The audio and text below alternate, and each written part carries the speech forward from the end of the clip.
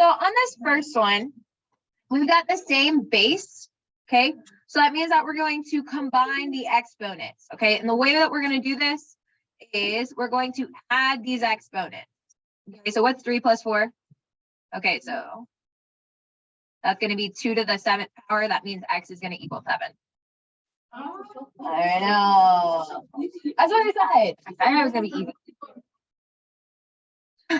All right, so now if we have a power raised to a power, we're going to power up and we're going to multiply these. So 2 raised to the 2 times 3, which is 6. Please don't tell me it's 5. I'm going to put something that's not. Yes, you do have to multiply. Yeah. A lot of people make this mistake and they start adding on this one. Don't do that. Wrong. Okay, if we have division, that means that we're going to subtract. So what is 6 minus 2? 4. Get out, Ellen. Like what?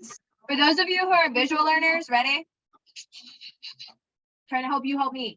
Okay, and it's like, why? Hey, friend. You what? Okay. 307. Yeah. Thanks, friend. Okay, so if we have 3 2s and then we have 4 2s, how many 2s do we have in total? 7. That's why it's 2 to the 7th power. Okay. On the next one, if we have 2 2s and we have 3 groups of them, how many 2s do we have in total? 6. Okay, and then on this last one, we have 6 2s in the top, and then 2 2s in the bottom, and we cancel. How many 2s do we have left? That's why that's the way that it is. Yeah. So when you have the multiplying in the middle, you're going to add the exponent. When you have a power raised to a power, you're going to power up and multiply. Oh, we're not there yet. Not there. I'll show you one of those in a minute. Could you put this in a calculator? Yes. It's not going to tell you, hey, this is 2 to the 4th power, but it'll tell you whatever 2 to the 4th power is, which is 16. Does that make sense? Okay. Yes, come in. Okay.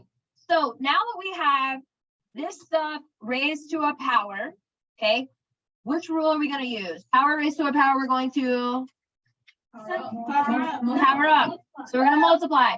So what's the exponent on this 2? 1. So what's 1 times 3? Okay, so this is 2 to the 3rd power, right? What's the exponent on this x? 1. What's 1 times 3? 3. Okay, x to the 3rd. Yes, you do have to. It's almost like distributing, right? Okay. What's 2 to the 3rd power? 8. So I have 8x to the 3rd. Hello. That's it. 2 to the 3rd. 2 times 2 times 2. All right, you ready for some more magic? Okay, so we have a divided by b raised to the 3rd power. Okay, what's this exponent for a? Okay, so what's 1 times 3? Okay, and what's the exponent for this guy? 1. And 1 times 3 is? Okay, and are these the same base? No, liar. Okay, so a and b can't be canceled out. We can't do anything with that. So this is our final answer. If they were the same thing, then we could cancel out or we could simplify a little bit more. Okay, but since they're not the same thing, can't do nothing with that. We just write it out. Me too, maybe. Yes. What's up?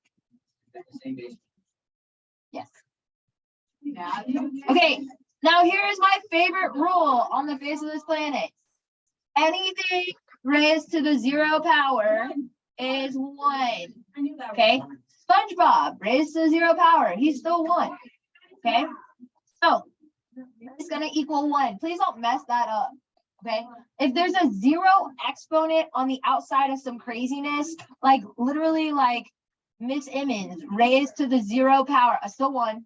Okay, still 1. Yes, it doesn't matter what's on the inside. If 0 is all the way on the outside, that's 1. Person raised to the 0 power 1. Okay.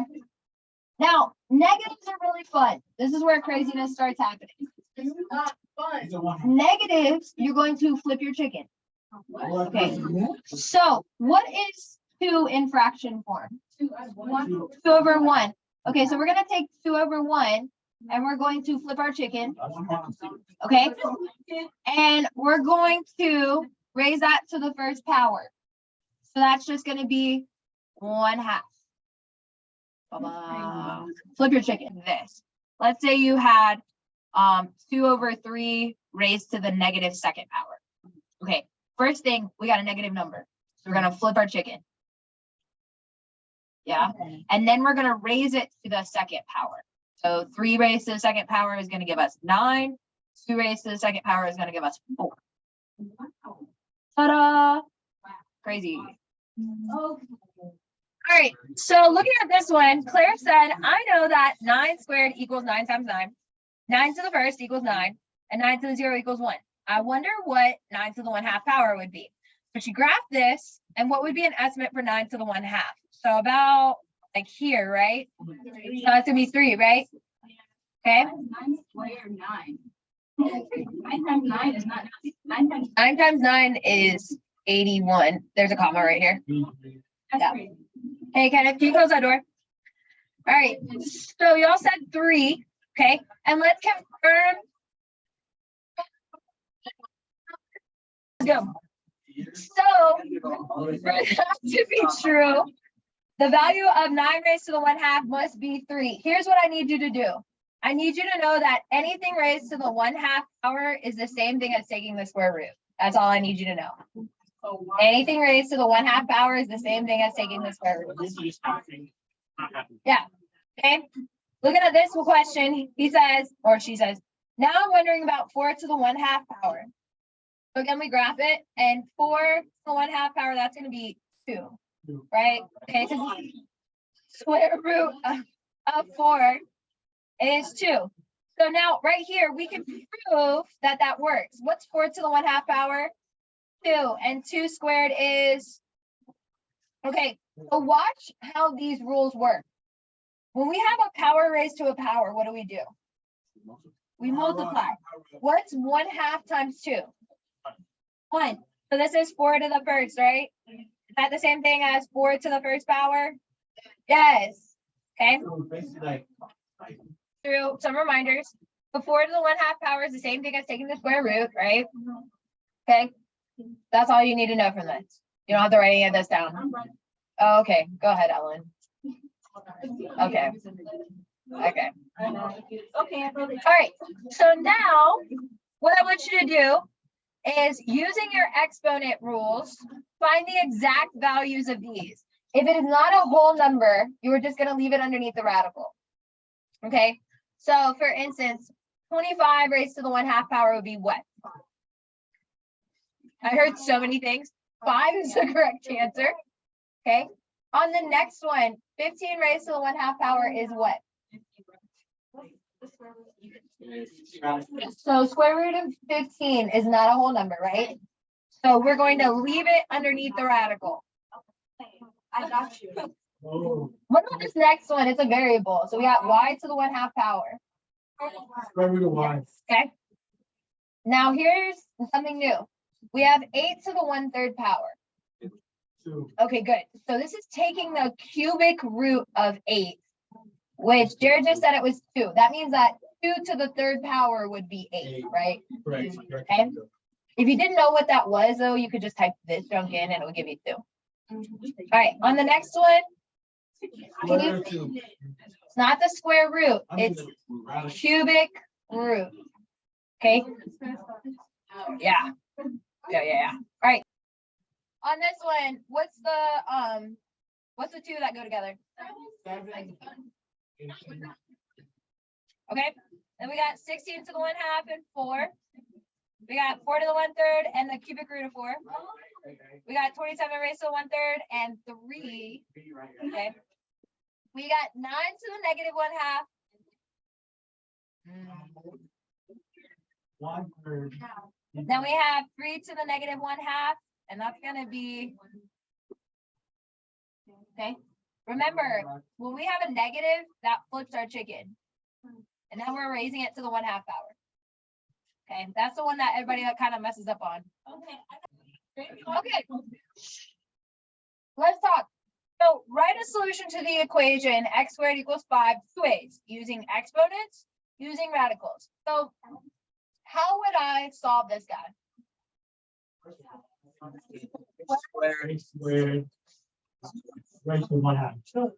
Okay, so x squared raised to the 1/2 power. And if I do it on this side, I gotta do it on this side, right? And this is gonna cancel. Oh. Oh, stop.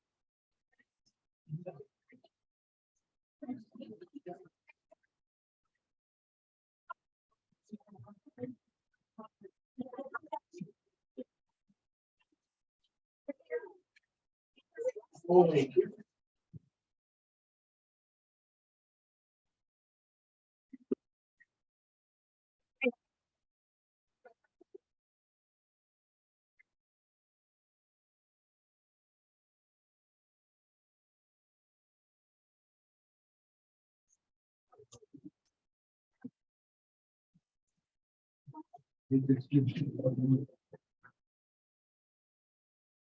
Hey, it's okay.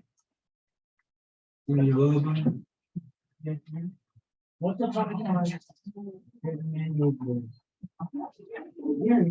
Sorry. Okay, so I'm gonna get real dark in a second.